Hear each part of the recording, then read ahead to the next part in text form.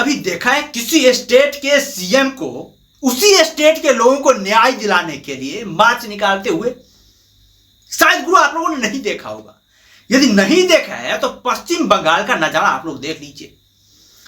पश्चिम बंगाल की सीएम ममता बनर्जी, जो कि भाई अपने आप को पूरे देश का सबसे सुप्रीम चीफ मिनिस्टर मानती थी, सीए एनआरसी को बंगाल में लागू ना होने देने के लिए वो केंद्र सरकार से भिड़ जाती थी। वो ममता बनर्जी आज अपने ही स्टेट में एक दुष्कर्मी को सजा दिलाने के लिए मार्च निकाल रही है। और ये बहुत ही हैरान कर देने वाला भाई, जो सीएम जिसके पास पूरी ताकत है उसको फांसी के तख्ते तक पहुंचाने के लिए वो मार्च निकाल रहे हैं, मार्च निकाल रहे हैं।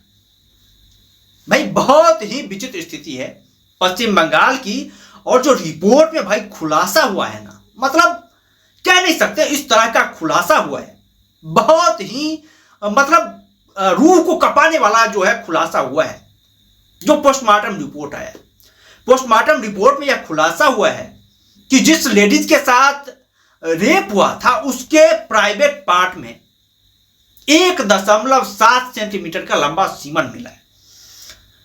इससे तो यह जानकारी साफ तय हो जाती है कि भाई साहब इस बीभत्स घटना में एक लोग शामिल नहीं थे, कम से कम 7-8 लोग तो इस बीभत्स घटना में शामिल होंगे। और भी ज्यादा लोगों का दावा किया जा रहा है डॉक्टरों के द्वारा, जिस डॉक्टर ने पोस्टमार्टम किया है।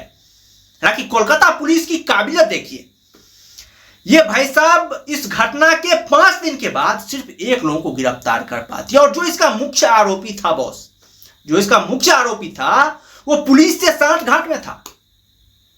उसकी पहुंच जो थी वो बहुत ऊंचे पद पर थी।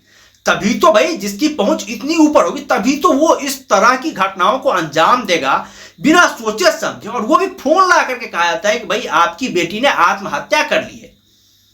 ये कितना चौंकाने वाला खुलासा है कि भाई डॉक्टर जो कि पेशेंट की देखरेख करते हैं, अपना पूरा जी जान लगाते हैं, अपने जान को समर्पित कर देते हैं, वो डॉक्टर इस देश में सुरक्षित नहीं है। ये बहुत ही शर्म की बात है बॉस, बहुत ही शर्म की बात है। उस घटना का यदि हम जिक्र करें तो और भी उस महिला डॉक्टर के शरीर पर कई जगह चोट के निशान थे। और रिपोर्ट में यह खुल करके आया कि उनके वो जो चश्मा पहनी थी उसके आंखों पर इस तरह से हमला किया जाता है, वो शीशे जो थे, जो चश्मे के शीशे होते, वो आंख में घुस गया। आप सोचिए भाई, इस तरह की घटना हो रही है हमारे देश में, वही पश्चिम बंगाल में, जहां एक महिला चीफ मिनिस्टर है, वहां पे इस तरह की घटनाएं हो रही है। और भाई पश्चिम बंगाल की पुलिस इतनी ज्यादा काबिल है, वो दोषियों को पकड़ने की बजाय, दोषियों को सजा दिलाने की बजाय वो उन लोगों को खोज रहा है जो कि सोशल मीडिया पर पोस्ट डाल रहा है, उसको पकड़ने में वो लोग लगे हुए हैं। भाई ये कैसी पुलिस है, कैसी न्याय व्यवस्था है, ये किसी को समझ में नहीं आ रहा है। ये किसी को समझ में नहीं आ रहा है कि ऐसी न्याय व्यवस्था से हमारा देश कब तक चलेगा, जहां पर भाई एक डॉक्टर को सुरक्षा नहीं दी जा रही है, एक नर्स को इस तरह से उनको मौत के घाट उतार दिए जाते हैं और पुलिस यह तक नहीं जान पाती है कि भाई इसे मौत के घाट उतारा गया है या फिर इसके साथ बलात्कार किया गया है। वो पुलिस नहीं भाप पाती है। जो आरोपी होते हैं वो पुलिस के साथ संपर्क में रहते हैं, उनकी जो पहुंच होती है वो बड़े बड़े लोगों के साथ होती है। और सबूत लगभग मिटा दिया गया था, लगभग मिटा ही दिया गया था सबूत। जिस जगह पर यह सब मिला था उस जगह की इस तरह से सफाई की गई थी कि भाई आपको पता भी नहीं चलता कि यहां पर इस तरह के विवाद से कांड हुए। इस तरह की जो निर्मम हत्या है वो न जाने कब रुकेगा हमारे देश में। और इसे रोकना बहुत जरूरी है, बहुत जरूरी है इसे रोकना। नहीं तो यदि इस तरह की घटनाएं होती रहेगी तो आने वाले समय में जो नर्स है वो हॉस्पिटल जाना बंद कर देगा।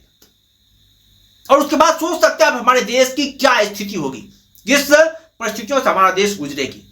सबसे पहले तो ये लोग जो हैं जिनके संपर्क बड़े बड़े ऊंचे पद के अधिकारियों से होते हैं, इनको यह विश्वास दिलाना पड़ेगा कि भाई अधिकारी लेवल के होते हैं, ये जनता के पैसे पर पले होते हैं। इसके साथ तुम्हारा सांठगांठ कुछ काम नहीं देने वाला। यदि तुम दोषी पाए जाते हो तो इस तरह की रूह कपाने वाली सजा इसको होनी चाहिए, वो भी जनता के सामने पब्लिकली इसे फांसी के फंदे पर लटकाया जाना चाहिए, ताकि दूसरे जो अपराधी हैं वो इससे सबक ले सके और फिर इस तरह की घटनाओं को अंजाम ना दें। इस तरह की उसको सजा मिलनी चाहिए और ममता बनर्जी को इसके लिए आगे आना चाहिए। वो पूरी तरीके से कानूनी प्रक्रिया करे। सिर्फ धरना प्रदर्शन देने से और रैली में आगे चलने से कुछ नहीं होने वाला है बॉस। ममता बनर्जी को अपनी पूरी शक्ति झोंकनी पड़ेगी इसके पीछे और जो दोषी है उसे फांसी के फंदे तक पहुंचाना पड़ेगा और पब्लिकली इस घटना को उसे सजा देनी पड़ेगी, तभी जाकर के जो बाकी अपराधी है उसे सबक मिलेगा। वो कम से कम ऐसी घटना को आगे से अंजाम देने से पहले 100 बार सोचेगा।